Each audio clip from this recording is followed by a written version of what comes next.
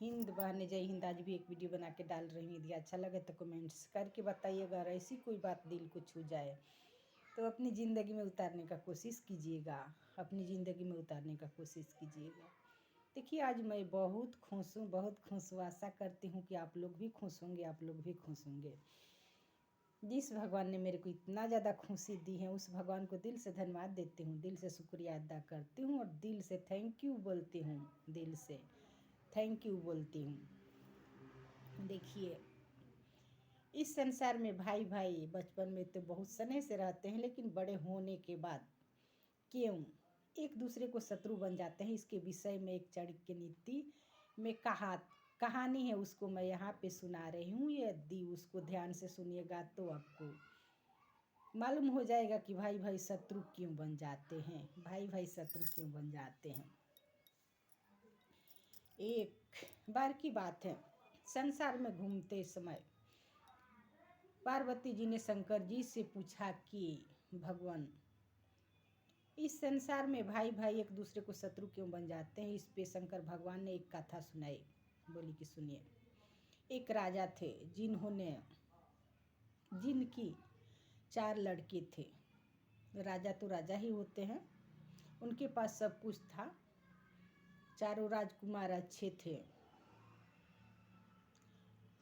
पर राजा ने 3 को तो बुद्धिमान और चालाक समझा करते थे, क्योंकि वो तीनों बड़े हुए तो अपने आप को अच्छा साबित करने में लग गए, चाहे जैसे भी करके अपनी गलती छुपाकर, उस हकीकत में सही नहीं थे पर अपनी गलती छुपाकर अपने पिताजी के सामने अच्छे बना करते थे और छोटे वाले को मूर्ख बना दिया करते थे, जबकि वो अच्छे थे, मेहनती थे और स्वभाव के भी अच्छे थे। उनके दिल में सच्चाई भरा हुआ था, फिर भी उनको गलत साबित करते थे और गलत समझा करते थे कि वो मूर्ख हैं।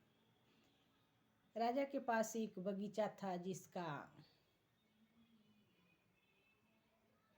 खूबी यह था कि उसमें एक सेब के पेड़ था। वो सोने के फलता था, सोने के सेब उस पे लगा करता था, उस पेड़ पे सोने का फल लगा करता था। उसका पहरा भी, सोना कीमती होता है इसलिए उसका पहरा ज़्यादा कड़ा था। माली उसका पहरा दे रहा था। अचानक एक रोज की बात है कि उस सेब में से एक सेब का फल खत्म हो गया, कम पड़ गया।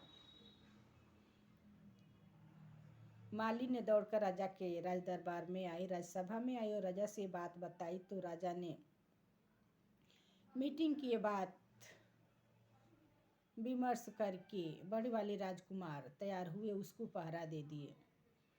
राजकुमार पहरा देने लगे। रात के समय उनको नींद आई और वो सो गए, जिसके कारण फिर दूसरे दिन भी एक सोने का सेब कम हो गया। उनको भी मालूम नहीं चला, क्योंकि वो सो गए थे। फिर दूसरे दिन भी ये बात राज्यसभा में रखी गई। राजा ने दूसरे राजकुमार को ये कार्य सौंपा। दूसरे राजकुमार ने तैयार हुए उस कार्य के लिए। सेब को रखवाली करने के लिए वे पहरेदार बनने उसका रिक्स अपने जिम्मे लिए। दूसरे राजकुमार भी सो गए, समय अनुसार वो भी सो गए और तीसरे दिन भी एक सोने का सेब कम हो गया। फिर तीसरा राजकुमार इसका रिक्स लिया, उसका जिम्मा संभाला। फिर चौथे दिन भी एक सेब कम पड़ गया। राजा निराश हो गए और चोर का पता नहीं लगा। तो 5वें दिन छोटे राजकुमार ने बोला कि पिताजी, एक मौका मेरे को दीजिए। राजा उनको मूर्ख समझते थे। फिर वो विनय अनुनय किए तो राजा ने उनको वो कार्य सौंप दिए। तो वो छोटे वाले राजकुमार पहरा देने लगा उस सेब का, उस बगीचे का। रात भर वो घूमते रहा। जब आधी रात हुई तो एक चिड़िया आई और सेब तोड़ कर लेकर जाने लगी। फिर उस समय तीर का ज़माना था। राजकुमार ने तीर कमान संभाला और तीर चला दिया। वो चिड़िया तो नहीं पकड़ में आई, पर उनका एक पंख टूट कर गिर गया। फिर वो पंख लेकर दूसरे दिन राजसभा में वो राजकुमार हाजिर हुआ। राजा के सामने ये बात बताई और प्रूफ के तौर पर वो पंख दिखाया कि पिताजी देखिए उस चिड़िया का ये पंख है। अब राजा उस पंख को देखकर उस चिड़िया पर मोहित हो गए। सोने की सेव को भूल गए और बोले कि ये चिड़िया मेरे को चाहिए। जो कोई भी पकड़ कर लाएगा उनकी बहुत ज़्यादा ख्याति राज दरबार में होगी, बहुत बड़ा स्थान दिया जाएगा। फिर तीनों राजकुमार ने एक एक करके गए। सबसे बड़े राजकुमार गए तो अपने राज्य से दूर गए। वहाँ पे थक गए। पेड़ के नीचे एक लोमड़ी बैठी हुई थी। वो लोमड़ी पूछी राजकुमार से कहाँ जा रहे हैं। राजकुमार ने बताए, राजकुमार को बताई वो लोमड़ी। राजकुमार बताए तो उस लोमड़ी ने उनको सलाह दी कि आगे जाना, यदि हमारी बात मानेंगे तो आपके कार्य में सफलता मिलेगी और मदद भी मिलेगा। आगे जाना, एक सराय है, वहाँ से 2 रास्ते हैं। एक अच्छे महल के तरफ जाएगी, वहाँ से खुशबू और देखने में भी अच्छा रहेगा, वहाँ पे नहीं जाना। और एक जिस महल से बदबू आती रहेगी वो देखने में भी अच्छा नहीं रहेगा, वहाँ पे जाना, रात गुजारना, फिर आगे जाना।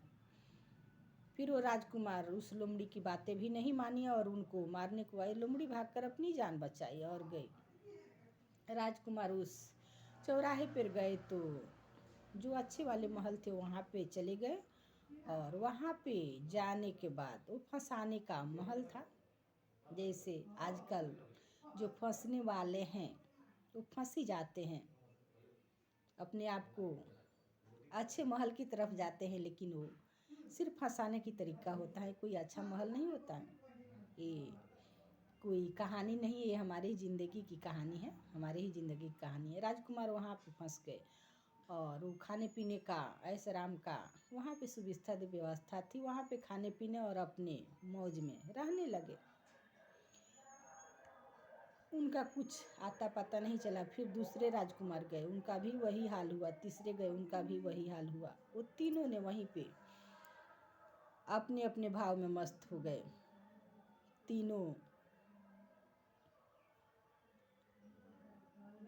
तीनों ने अपने ऐश आराम में मस्त हो गए और राजा का दिए गए आदेश को भूल गए, अपने पिताजी को दिए गए आदेश को भूल गए। उन तीनों को आता पता नहीं चला तो छोटे राजकुमार ने इस कार्य को अपने जिम्मे लिया, अपने रिक्स में लिया और गया। फिर गया तो वही लोमड़ी वहाँ पे बैठी थी, वो बताई। फिर लोमड़ी के बात मानकर राजकुमार ने, जो दिखने में अच्छा महल नहीं था, उसमें ठहरा। फिर आगे निकला तो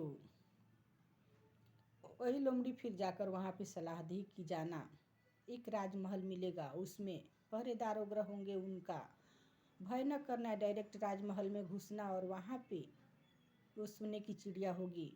जिसमें वो चिड़िया होगी वह लकड़ी का पिंजड़ा होगा और सोने का पिंजड़ा होगा बगल में, उसको हाथ नहीं लगाना, नहीं तो आप फंस सकते हैं। फिर वहाँ पे राजकुमार गया तो लकड़ी की पिंजड़े में बंद उस चिड़िया को तो उठाया, पर सोने की चिड़िया को देखकर वो सोचा कि बगल में सोने की पिंजड़ा पड़ा हुआ है, इस चिड़िया के लिए उस पिंजड़े को भी ले लेता हूँ। जब उस चिड़िया को सोने की पिंजड़ा में रखा तो चिड़िया ने चहचहाने लगी। चहचहाने पे सारे पहरेदार जग गए और उनको बंदी बना लिए। फिर कुछ दिन वहाँ पे रहे।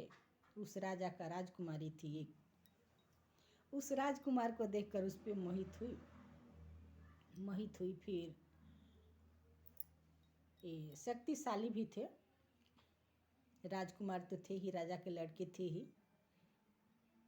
फिर उस कैद गृह में भी उनको कार्य मिला उस राजकुमारी को देख रेख करने का। वो लोमड़ी बताई थी कि यदि राजकुमार आपके ऊपर मोहित हो जाए, आप पे आकर्षित हो जाए तो वो उनको फिर दोबारा राजमहल में नहीं आने देना। वो बोलेगी कि अपने पिताजी से मिलकर आती हूँ, पर मिलने नहीं देना, क्योंकि इसमें भी आप फंस सकते हैं। फिर राजकुमारी को देख रेख करने का मतलब वो कहीं पे बाहर जाती तो बॉडी गार्ड का काम उसको मिला। राजकुमारी तो उस पर मोहित थी ही, जाने आने लगी, बात करने लगी। फिर बाहर एक रोज़ स्नान के लिए गई तो उनके साथ में वो भी गया। स्नान करके जब लौट रही थी तो ये बोले कि चलो हम अपने राज में चलते हैं। राजकुमारी ने बोली हमारे पिताजी से मिल लेने दीजिए। फिर वो लोमड़ी के बात तो याद थी, पर राजकुमारी रोने लगी। तो जिनको चाहते हैं और उनको रोने नहीं देंगे, कोई भी हैं। ऐसे साधारण जीवन में भी ऐसा होता है। तो कथा है, वो राजा की लड़की हैं और वो भी राजा के लड़के हैं, तो भाला वो राजकुमारी को चाहते हैं और राजकुमारी को रोने कैसे देंगे। फिर उनको जाने दिए, वो राजा से बताए। तो ऐसे में तो राजकुमारी को पता था, पर राजकुमारी को बात वहाँ पे सुनता कौन, राजा की लड़की थी। राजा को लगा कि कोई ये ऐसे ही साधारण व्यक्ति हैं, उनके साथ शादी करने और उनके साथ जाने से इनकार कर दिया और कैद गृह में फिर से उनको डाल दिया। फिर ऐसे रहते रहते वहाँ तो आता पता था नहीं राजा को कि राजा जाकर वहाँ पे छोड़ाए। और पहले बड़े वाले तीनों राजकुमार भी गायब थे, वो भी कैदी गृह में भी बने थे। वो अपने कर्मों के कारण आए, ये लालच बस बंधा हुआ था। फिर राजा को कुछ दिन रहते रहते जब किसी ने उनको छुड़ाने के लिए नहीं गए तो राजा को दया आई और बोले, वो भी राजा से अनुनय विनय किए कि मुझे अपने घर जाना है। तो राजा बोले कि उनके घर के महल के सामने एक पहाड़ पड़ा हुआ था, जिसमें बहुत ज़्यादा खर्चा भी लग रहा था और मेहनत भी लग रहा था। तो राजा बोले यदि 7 दिन के अंदर इस पहाड़ को खोदकर यहाँ से हटा सकते हैं तो आपको राजकुमारी के साथ शादी भी कर दिया जाएगा और उस चिड़िया को भी दे दिया जाएगा। फिर राजकुमार मरते क्या नहीं करते, क्योंकि कैद गृह में तो बन ही थे। उससे अच्छा था कि एक कार करके मर जाए।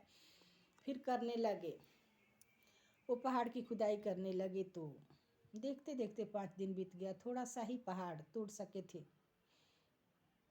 फिर थक कर थोड़ा बाहर निकले, राजमहल से बाहर निकले तो लोमड़ी ने समझाई। फिर वो लोमड़ी ने ही मिली और उनसे बताए कि आप तो हमारी बात नहीं माने, फिर भी आपकी मदद करती हूँ। वो बताए कि ऐसी ऐसी बात है। लोमड़ी ने बोली कि घबराने की कोई ज़रूरत नहीं है, जाइए आप सो जाइए।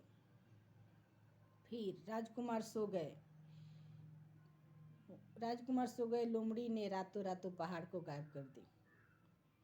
सुबह में ख्याति, वो तो कार्य लोमड़ी की थी, पर ख्याति उस राजकुमार को मिला। राजा ने प्रसन्न होकर राजकुमारी की शादी उनके साथ कर दी और साथ में एक सोने का घोड़ा था, उनको भी उनके साथ दे दी। राजकुमार राजी खुशी आ रहे थे, सोना की चिड़िया को भी लेकर। राजकुमारी साथ में थी और सोने के घोड़े पे सवार थे। फिर लोमड़ी ने मिलकर उनसे समझाई कि देखिए आगे तो जा रहे हैं, फिर भी इतना धन संपत्ति लेकर अपनी मेहनत की कमाई से फिर भी किसी को फांसी होने वाला होगा, उनकी मदद नहीं करना, उनके ऊपर धन खर्चा नहीं करना। और दूसरा, इनार के किनारे नहीं बैठना। फिर आगे गए तो उनके तीनों भाइयों ने अपने कुकर्म के कारण वो बहुत ज़्यादा गलत किए थे, बहुत लोगों से कर्ज उगरा लिए थे, जिसके कारण राज दरबार में उन तीनों को फांसी की सज़ा हुई थी। वहाँ पे जब गए, भीड़ लगा हुआ था, तो सोचे कि चलो देख लेता हूँ क्या भीड़ लगी हुई है। वहाँ पे गए तो उनके ही तीनों भाई की साजा होने वाली थी, वो भी फांसी का। फिर वहाँ जाकर बातें किए, मालूम हुआ कि बहुत ज़्यादा कर्ज लिए, यदि कोई कर्ज इनका चुका देता है तो ये फांसी से रिहा हो जाएंगे। फिर वो कर्ज चुकाए, अपने भाइयों पे मोहित हो गए और लुमड़ी की बात भूल गए। कौन नहीं अपने भाई को देखकर सारी बातें भूल जाएंगे। वो भी भूल गया और सारी पैसा चुकाकर तीनों राजकुमार को लेकर अपने साथ चलने लगा। फिर रास्ते में चलते चलते जब उनके भाइयों ने मन में विचार किया, सोचा कि राजा तो सबसे ज़्यादा, ये तो सबसे अच्छा पहले ही कार्य करता था, लेकिन हम लोगों ने राजा के मन में द्वेष भर दिए थे कि अच्छा नहीं है बुरे हैं। तो राजा इनसे द्वेष करते थे, लेकिन अब ये सारी बातें मालूम होगी पिताजी को तो हमारी मान सम्मान घट जाएगा और इनकी ख्याति ज़्यादा हो जाएगी, इनका मान सम्मान बढ़ जाएगा, हम लोग लज्जित रहेंगे, वहाँ पे शर्मिंदा महसूस करेंगे। इसके कारण ये बातें सोच कर वो जा रहे थे। रास्ते में छोटे राजकुमार को प्यास लगी, वो सामने एक इनार देखा, वहाँ पे पानी पीने के लिए वे बैठ गए। पानी पीने के लिए बैठे, तब तक अवसर पाकर इन तीनों भाइयों ने इनार में उनको गिरा दिया और राजकुमारी सोने की चिड़िया और सोने के घोड़े को लेकर गया। इससे राजकुमारी बहुत उदास थी। जब राजमहल में पहुँचे तो तीनों राजकुमार ने बोले कि हम सभी कार्य करके लाए हैं, पर वहाँ पे राजकुमारी घोड़ा और चिड़िए को ये सारी बातें मालूम थी कि छोटे राजकुमार ने सब कार्य किए हैं, इन्होंने कुछ नहीं किए, तो गलत कार्य करके अपने आप को भी फंसा लिए थे। तो न राजकुमारी कुछ खाती थी, सिर्फ रोती थी। वो चिड़िया भी कुछ नहीं खाती थी, उस घोड़ा भी कुछ नहीं खाता था। राजकुमारी तो ये बात बताई थी, पर राजकुमारों ने उनको भी झुठला दिए। तो तीनों निर्जल रह कर अपना समय बिता रहे थे। अचानक वो लोमड़ी एक रोज उस इनार के पास पहुंची। फिर राजकुमार ने सारी बातें बताई। फिर लोमड़ी को दया आई, अपनी पूंछ बाड़ा किया और इनार में डाल दिया। पूंछ के सहारे राजकुमार बाहर निकले। लोमड़ी और राजकुमार जा रहे थे। रास्ते में एक भिखारी थे जिनका कपड़ा वगैरह नहीं था। राजकुमार अपना कपड़ा उनको दान कर दिए और लोमड़ी फट्टे कपड़े में राजकुमार वहाँ पे गए, पर सूरत तो नहीं बदली थी, कपड़ा बदल गया था, रंग रूप उनका भेष बदल गया था। राजकुमार इनार में भी जाकर नहीं मरा हुआ था, क्योंकि उसमें पानी कम था। लोमड़ी के सहारे निकला और राजमहल में गया। उस भिखारी को अपना कपड़ा भी दान कर दिया, जिसके कारण उनकी जान बची, क्योंकि राजकुमार पहचान नहीं सके। वो ध्यान से देखे नहीं, ध्यान से तो कुछ देखते ही नहीं थे, नहीं तो देखते तो अपना कर्तव्य कैसे भूल जाते। राजमहल में पहुँचे, फिर राज दरबार में राजा के सामने बातें रखे। राजकुमार अपने लड़के को पहचान कर उन तीनों राजकुमार खुद अपने ही बेटे थे, तीनों को फांसी की सज़ा सुनाई और ये राजकुमार को सारी राजपाट दे दी। राजकुमारी के साथ उनकी धूमधाम से शादी भी हुई। और दूसरी फिर लोमड़ी को छोड़ने जा रहे थे राजकुमार। रास्ते में गए तो वो लोमड़ी ने बोली कि मेरे ऊपर तीर चलाओ। फिर बोले ऐसे क्यों आप बोल रही हो। वो लोमड़ी ने सारी बातें बताई कि देखिए मैं लोमड़ी नहीं हूँ, मैं उस राजकुमारी की अपना ही संगा भाई हूँ। सांप के कारण ऐसा मेरा स्वरूप हो गया है, सांप के कारण ऐसा स्वरूप हो गया है। वो तीर चलाया तो उनका भाई अपना राजकुमार, वो तो राजकुमारी थी, उनका भाई राजकुमार था। फिर वो अपने स्वरूप में आया और राजकुमारी के पास गया तो राजकुमारी भी प्रसन्न हुई। फिर वो राजकुमारी और राजकुमार को लेकर उनके पिताजी के घर पर गए। वो राजा भी प्रसन्न हुए और दोनों जगह उनकी ख्याति बन गई, अच्छा से बन गई। तो ऐसे भाई भाई के शत्रु हो जाते हैं और ऐसे लालच में पड़कर गलत गलत कार्य आदमी कर देते हैं। लेकिन अपने कर्मों का फल तो हर किसी को भोगना ही पड़ता है, भोगना ही पड़ता है। तो ये किसी दूसरे की कहानी नहीं है, किसी दूसरे की कहानी नहीं है, हमारी अपनी ही जिंदगी की कहानी है। ऐसी ऐसी घटनाएं हमारी भी जिंदगी में घटती रहती हैं। लेकिन याद रखिए, हर किसी को अपने कर्मों का फल भोगना पड़ता है, भोगना पड़ता है, चाहे वो राजा ही क्यों न हो। जय हिंद, जय हिंद।